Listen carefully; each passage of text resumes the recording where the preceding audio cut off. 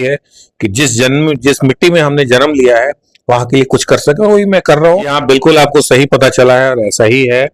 नीतीश कुमार जी ने राष्ट्रीय कार्यकारिणी की जो बैठक हुई थी, आई थिंक दिसंबर के अंत में हुई थी, जिसमें ललन सिंह जी ने इस्तीफा दिया था और नीतीश कुमार जी अध्यक्ष बने थे। उस राष्ट्रीय कार्यकारिणी की बैठक में दिल्ली के कॉन्स्टिट्यूशन क्लब में उन्होंने कहा था कि ये देवेश चंद्र ठाकुर जी सभापति हमारे सीतामढ़ी से लोकसभा के उम्मीदवार होंगे। कि मोदी जी ने कहा कि मोतिहारी के चीनी मिल की चाय पी कर जाएंगे, ये तो नहीं कहा था कि मैं तुरंत मैं ऐसा करके जाऊंगा। मेनली आप लोग पॉलिटिकल न्यूज कवर करते हैं, कल हो गया आप इंडस्ट्रियल न्यूज कवर करना शुरू कीजिए, कितने आपके व्यूज कम हो जाएंगे? होंगे ही नहीं, मान रहे हो ना आप इंडस्ट्रियल रिवोल्यूशन की बात बिहार के लोगों से करना शुरू करो, न कोई देखने वाला होगा न बोलने वाला होगा। प्रशांत किशोर जी एक बात कहते हैं कि गुजरात में वोट इस पे पड़ता है कि भाई हम आपको जिताएंगे लेकिन आप हमारे लिए फलाना काम करा दो। यहाँ वो चीज नहीं होती है। देश के प्रधानमंत्री नरेंद्र मोदी बिहार के दौरे पे हैं और बिहार के चंपारण में 6 तारीख को आने वाले हैं और मेरी जो मौजूदगी है मोतिहारी में है। कैप्टन पुष्कर झा के मैं घर पे हूं, उनसे बात करता हूं। देखिए, चुनाव आ रहा है तो चुनाव की तरह नहीं देखा जाए, ये कहना तो बेमानी होगी, लेकिन मोदी जी तो सर्वत्र भारत के कहा जाए पूरे विश्व में घूमते रहते हैं समाज से संबंधित सारे कामों के लिए, और यहाँ जो आ रहे हैं उसमें जो कुछ सरकारी योजनाएं हैं उसका भी का शिलान्यास और कुछ का उद्घाटन वगैरह करने आ रहे हैं। और इसको आप कह सकते हैं कि चुनावी दौरा तो है ही, चुनावी तापमान धीरे धीरे बढ़ना स्वाभाविक है, अगले महीने से चुनाव है तो उससे भी जोड़ के देखा जा सकता है। पुष्कर जी, क्या लग रहा है कि आपको संजय जायसवाल हो गए, बेतिया के सांसद रमा देवी हो गई, राम मोहन सिंह, किसी के चुनाव में आपने दमखम आपने दिखाया और आपने काफी मेहनत किया है, तो क्या लग रहा है आपको भी कोई जिम्मेवारी दी जाएगी कि नहीं जाएगी इस बार? ये लोकसभा चुनाव, मैं लोकसभा विधानसभा की बात करेंगे। विधानसभा ये बीतने दीजिए, लोकसभा उस समय की बात आएगी, उस समय देखेंगे। ये कहना बेमानी होगी जो विधानसभा चुनाव जो कि अगले साल होने को है, अगर समय पे होता है तो 1.5 साल से भी ज्यादा का वक्त बीता है, उसमें देखा जाएगा। और क्या होगा नहीं होगा, मैं कर्म करने में विश्वास रखता हूँ। मुझे अपने शहर से बहुत लगाव है और मैं बड़े गर्व के साथ ये हमेशा कहता हूँ कि दुनिया में 80 से 90 देश घूमने के बाद, और मेरा परिवार भी दिल्ली में रहता है, परिवार मतलब मेरी पत्नी और मेरी बच्ची दिल्ली रहती है, लेकिन बावजूद इसके 8 महीने साल के जब मैं विदेश में नौकरी में पानी के जहाज में मरीन कैप्टन हूँ मर्चेंट नेवी में, जब वहां पर नहीं हूँ तो 8 महीने में आधा वक्त मेरा मोतिहारी और सीतामढ़ी दोनों जगह बीतता है विदाउट फेल। तो मेरा लगाव है यहाँ से और मैं अपने रूट से, जड़ से कनेक्टेड रहता हूँ। और जब यहाँ आया तो सोशियो पॉलिटिकल कॉजेज, जो भी सामाजिक राजनीतिक बिंदु हैं या जो भी परिस्थितियां हैं उसको मैं और समझना चाहता हूं, उसमें मैं हिस्सा लेता हूं और जहां तक मेरा पॉकेट अलाउ करता है मैं लोगों के काम आने का प्रयास करता हूं। आई थिंक ये हम सबको करना चाहिए कि अपने जिंदगी का एक हिस्सा उस समाज के लिए देना चाहिए, वक्त के तौर पे, आर्थिक तौर पे, मानसिक तौर पे, शारीरिक तौर पे, हर तरह से ये हम सबों की जिम्मेवारी बनती है कि जिस मिट्टी में हमने जन्म लिया है वहां के लिए कुछ कर सके, वही मैं कर रहा हूँ। बाद बाकी जब चुनावी वक्त आएगा, अगर पार्टी को लगेगा कि हाँ ये अच्छे उम्मीदवार हैं और इन्हें टिकट दिया जा सकता है, की जनता तो सुगौली जनता मांग कर रही है कि कैप्टन पुष्कर झा को यहाँ पे लाया जाए और यहाँ से चुनाव को लड़ाया जाए, हम लोग पूरे साथ हैं और आप सुगौली का भ्रमण भी कर रहे हैं लगता है। हाँ, भ्रमण मैं कर रहा हूँ, निश्चित रूप से कर रहा हूँ, इससे कोई इनकार नहीं है। सुगौली भ्रमण से मेरा नाता बहुत पुराना है। 2004 में जब प्रकाश झा जी किताब छाप चुनाव से, लोकसभा चुनाव की तैयारी कर रहे थे बेतिया से, तो उस समय मैंने सुगौली घूमना सबसे पहले शुरू किया था। मेरी फिएट गाड़ी थी, मैं मोतिहारी से सुगौली जाता था और शाम को आ जाया करता। तो सुगौली से मेरा नाता रिश्ता बहुत पुराना है और जाने आने में कोई दिक्कत नहीं है। बगल का क्षेत्र है, मोतिहारी का बगल का क्षेत्र है।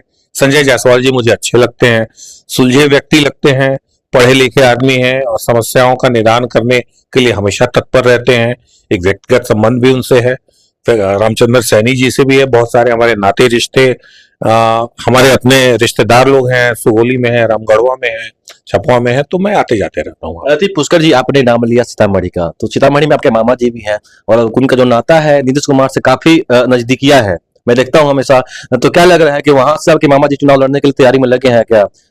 मुझे पता चला है गुप्त तरीके से कि उनका सेटिंग सब कुछ तय हो चुका है, सिर्फ घोषणा करना बाकी है। जी हाँ, बिल्कुल आपको सही पता चला है और ऐसा ही है। नीतीश कुमार जी ने राष्ट्रीय कार्यकारिणी की जो बैठक हुई थी, आई थिंक दिसंबर के अंत में हुई थी, जिसमें ललन सिंह जी ने इस्तीफा दिया था और नीतीश कुमार जी अध्यक्ष बने थे।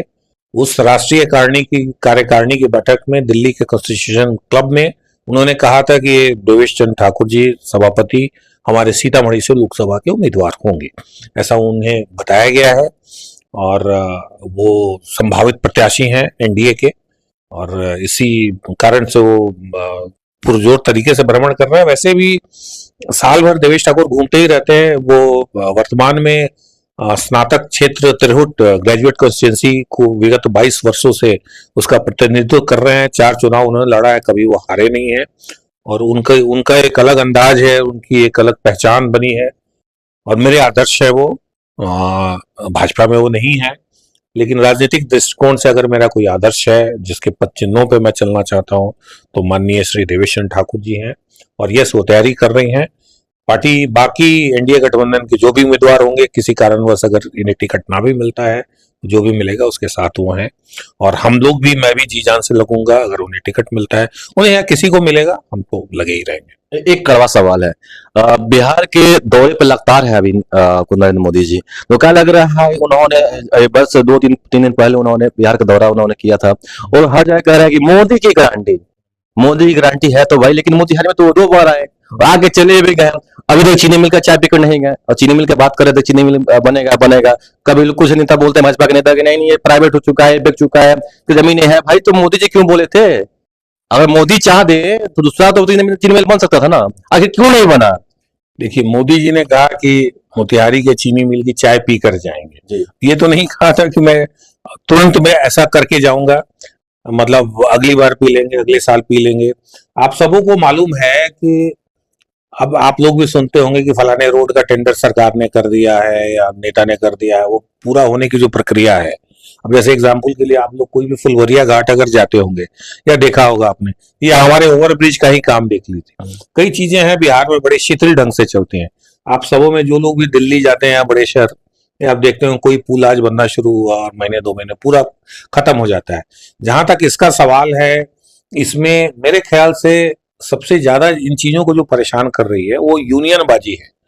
कितने लोग नेता पैदा हो गए इसी चीनी मिल के को उद्धार कराने के चक्कर में। चीनी मिल का भले उद्धार हुआ हो या ना हुआ हो, सीधे साधे ढंग से अगर इसको स्ट्रेट वे अगर इसकी नीलामी की जाती और वो जो पैसे आते उससे नया काम शुरू किया जाता, तो मेरे ख्याल से चीजें ज्यादा आसान हो सकती थी।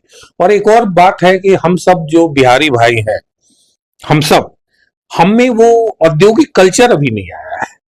मैं पूरा भारत भी भ्रमण कर चुका हूं। आप केरल जाइए, आप महाराष्ट्र जाइए, कहीं भी आप साउथ में जाइए, एक जो कल्चर की बात है।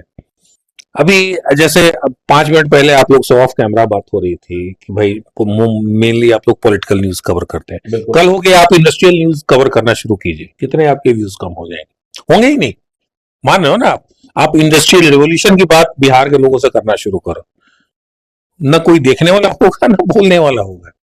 तो वो एक जो क्रांति हमारे मन में नहीं आएगी, हमारे मन में वो क्रांति। प्रशांत किशोर जी एक बात कहते हैं कि गुजरात में वोट इस पे पड़ता है कि भाई हम आपको जिताएंगे, लेकिन आप हमारे लिए फलाना काम करा दो। यहाँ वो चीज नहीं होती है। यहाँ एक दूसरे पे दोषारोपण करके या कई ऐसी चीजें हैं जो मुद्दे चुनाव के बाद गौण हो जाते हैं। लेकिन हम सब बिहारी लोगों में ये बुराई है, हम भी बिहारी है, मैं भी बिहारी हूं, कि मुद्दे पर भावुक होकर के किसी का हेलीकॉप्टर आ गया, उस दिन उसी हाथ हिला दिया किसी ने, कुछ ऐसा हो गया, बस सारी की सारी 5 साल की चीजें बदल गई। तो हम सबों को उसमें थोड़ा आगे आना होगा कि भाई ये चीनी मिल है या कुछ भी और है, कोई भी ऐसा व्यवसाय है, कुछ भी ऐसा उद्योग है, तो वो भी एक मुद्दा चुनाव में निश्चित रूप से होना चाहिए। तो क्या लग रहा है, लालू के छोटे लाल बिहार के पूर्व उप मुख्यमंत्री तेजस्वी यादव ने महारैली कर भाजपा का टेंशन बढ़ा दिया है, और तेजस्वी कह रहे हैं कि भाजपा के जो नेता है गाजर का हलवा कहकर गोबर परोस देते हैं। अब ये उनके कहने का क्या मतलब है? गाजर का हलवा करके गोबर परोस देते हैं, इसका मतलब तो आप लोगों को गाली दे रहे हैं कि लोग वही गोबर खा रहे हैं। और फिर अगर उनके जंगल राज की बात होने लगे, जब घर से बहू बेटियों का निकलना मुश्किल था, शोरूम से गाड़ियां उठवा ली जाती थी उनके परिवार के सदस्यों की शादी में, पटना में राजधानी एक्सप्रेस का प्लेटफॉर्म बदल दिया जाता था कि मैं ओवर ब्रिज से नहीं जाऊंगा, एक नंबर पे लगना चाहिए। पचासों कहानियां हैं, पचासों क्या, घर घर में ऐसी कहानियां हैं। हम सबके माता पिता ऐसी कहानियां बता सकते हैं जो हुआ करता था, किस तरह से पढ़ाई का स्टैंडर्ड था, किसी भी चीज की बात कर ले, उनको तो कोई हक ही नहीं बनता है ये कहने का कि ये क्या कह के क्या परोस दिया जाता है। जो चमत्कार, जो विकास नीतीश कुमार जी के मुख्यमंत्री काल में भाजपा के साथ के चलते 2005 नवंबर से हुआ, वो बिहार में ऐतिहासिक था, है और रहेगा।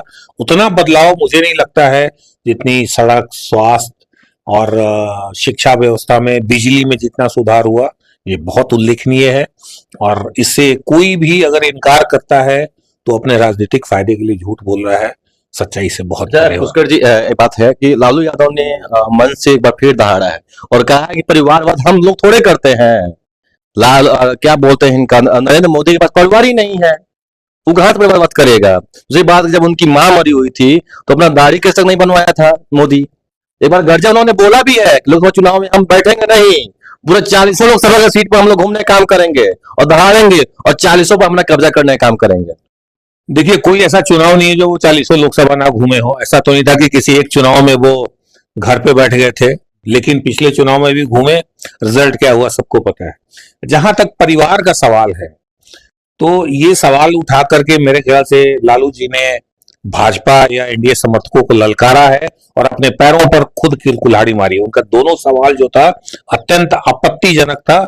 मैं दोबारा कह रहा हूं, उनका दोनों ही सवाल, दोनों ही जो उन्होंने छीटाकशी मोदी जी पे की है कि इनका परिवार ही नहीं है, और बोले उन्हें हिंदू ही नहीं है, वो तो हिंदू ही नहीं है बोला उन्होंने। ये कह करके उन्होंने जो घोर अपमान किया है हिंदुओं का। जो आदमी न मांस मछली खाता है, जो आदमी हर एक साल दुर्गा पूजा में पूरे 9 दिन तक पानी पर रहता है, जो आदमी इस बार 10 या 11 दिन तक राम अयोध्या मंदिर के शिलान्यास उद्घाटन से पहले पानी पी करके, नारियल पानी पी करके रहा, वो लालू जी जैसे मांसाहारी व्यक्ति उन पर ये छीटाकशी करे।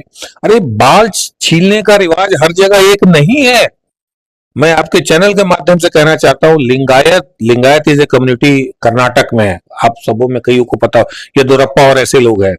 इस कम्युनिटी में मरने के बाद इंसान को, उस लिंगायत समाज के व्यक्ति को दफनाया जाता है। लालू जी जाके पता कर ले। लिंगायत को वहां बहुत ही शुद्ध ब्राह्मणों के, शुद्ध हिंदुओं के रूप में गिनती होती है। कई सारी उनकी चीजें मुसलमानों से मेल खाती हैं, लेकिन वो हिंदू हैं। ये बाल काटने की परंपरा पूरे भारतवर्ष में नहीं है, इस तरह से नहीं है। कहीं 3 दिन पे श्राद्ध हो रहा है, कहीं 9 दिन पे हो रहा है। किसी ने अगर बाल नहीं छिलवाया, इसके लिए आप उसको कहिएगा कि हिंदू नहीं है। किसी ने अपनी पूरी जिंदगी देश के लिए कुर्बान की, आपकी तरफ परिवार को बढ़ाने में नहीं लगा, उनके किन्हीं अपने भाई को बढ़ाया मोदी जी ने। मोदी जी के बच्चे नहीं हुए, यही है ना, भाई नहीं है, भतीजा नहीं है। टीएमसी की तरह भांजियों की नहीं बढ़ाया। ये बहुजन समाज पार्टी की मायावती हैं, इन्होंने भी अपने भांजे या किसी और को अपना उत्तराधिकारी घोषित कर दिया। बहुत सारे ऐसे नेता हैं, मोदी जी ने क्यों नहीं किया। ये दोनों सवाल खिसियानी बिल्ली खम्बा नोचे। जब बिंदुओं पर बहस करने का साहस इंसान में नहीं होता है, तब ऐसी नीचता पर वो होता है। पुष्कर जी, एक लास्ट सवाल है, क्या लग रहा है कि पवन सिंह ने आसनसोल से अपना टिकट वापस क्यों कर दिया, क्या डर गए क्या हो? इसकी जानकारी मुझे नहीं है, मैं इस पे कोई कमेंट नहीं कर सकता हूँ। चलिए, धन्यवाद आपका। मैडम, अभिषेक कुमार मिश्रा था, सिटीजन न्यूज बिहार देख रहे थे, धन्यवाद आपका।